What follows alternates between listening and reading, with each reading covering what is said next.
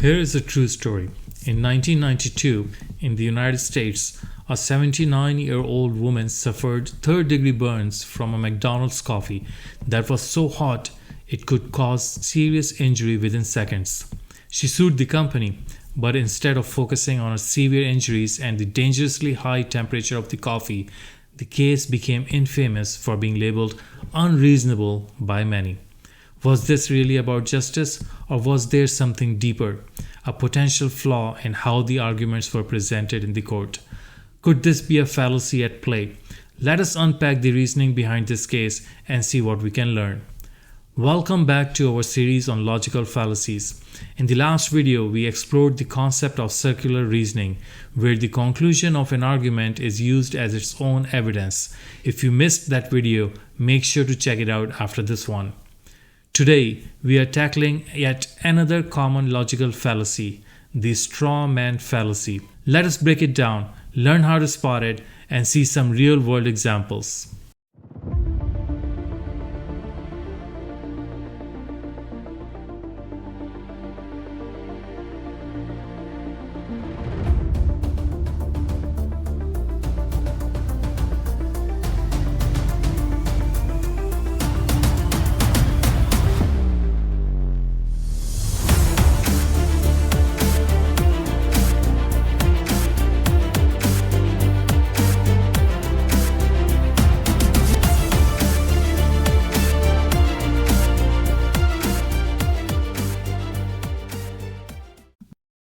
So, what is a strawman?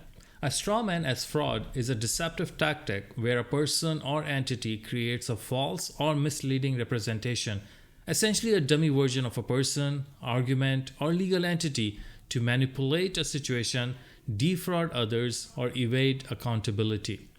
Similarly, in logic, the strawman fallacy operates like this.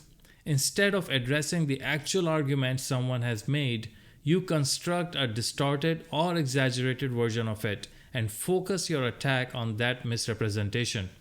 This tactic is similar to building a scarecrow.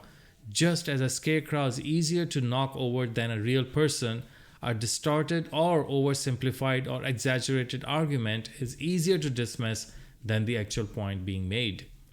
But here's the problem. By attacking a fake version of the argument, you are not engaging with the real ideas. This can lead to unproductive conversations and misunderstandings.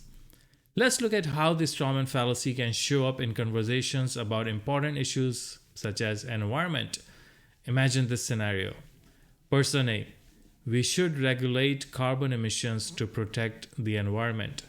Person B: oh, so you want to shut down all factories and put everyone out of work? Can you catch the strawman fallacy at play here? Here's what just happened. Person A is proposing a reasonable idea, regulating carbon emissions to protect the environment. But Person B responds with an extreme misrepresentation of the argument, claiming that Person A wants to shut down all factories and cause widespread unemployment. This exaggerated response twists Person A's argument into something far more radical than what was actually said. This is a classical example of the strawman fallacy.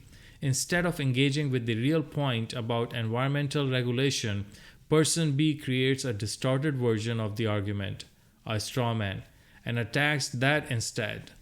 By doing this, they avoid addressing the actual argument and make it easier to criticize. Here is how this conversation could have really gone instead. Person A: we should regulate carbon emissions to protect the environment.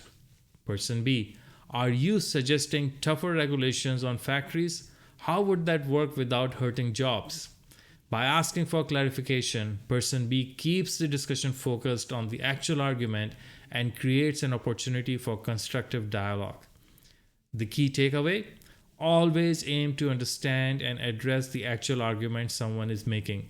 Avoid twisting their words into something they didn't say. By recognizing this strawman fallacy, we can have more respectful and meaningful conversations even on sensitive topics like religion and environmental policies.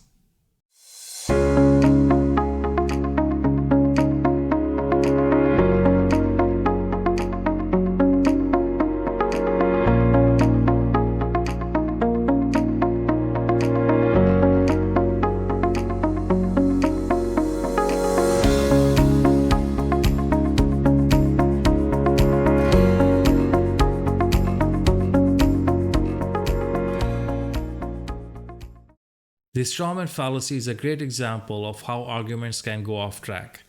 By recognizing it, you can keep conversations more meaningful and respectful. Next time you hear someone distort an argument, pause and bring the focus back to the actual point. That's all for today's video. Thanks so much for watching and being part of this journey to sharpen our critical thinking skills. I will see you next week with another fascinating topic to explore. Until then, stay curious, stay thoughtful, keep questioning, and take care. Goodbye for now.